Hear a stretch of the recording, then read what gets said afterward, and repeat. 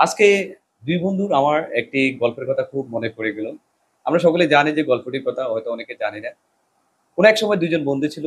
তাদের মধ্যে সম্পর্কটা খুব ঈর্ষণীয় ছিল।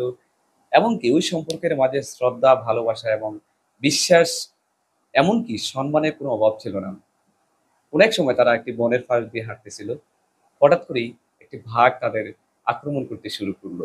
২ বন্ধুর মধ্যেই দুঃখজনক হলো এটাই সত্যি যে একজন গাছে উঠতে জানতো, অন্যটি গাছে উঠতে জানতো না। কিভাবে গাছে উঠা যায়। তার এটা ওই অভ্যাসটি ছিল না।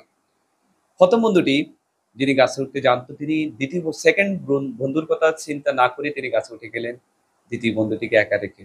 এখন যেই কথা সেই কাজ, নিজেকে তো রক্ষা করতে হবে। নিজে বাঁচলে পরের নাম। সো তিনি হঠাৎ করে সিদ্ধান্ত নিলেন যে, এই মুহূর্তে আমাকে যেকোনোভাবে হোক রক্ষা করতে হবে। নিঃসম নিজের নিঃশ্বাস ত্যাগ করে মাটিতে শুয়ে পড়লেন। বাঘ মামা আ বন্ধুটির কাছে আসলো। এসে দেখল যে তিনি সম্ভবত মৃতপ্রায়। কারণ তার নিঃশ্বাস, শ্বাস-প্রশ্বাস সবই বন্ধ ছিল। ২য় বন্ধুটি ১ম বন্ধুটি নিঃস্বার্থ বন্ধুটি গাছের উপর থেকে সকল কিছুই দেখতেছিলেন।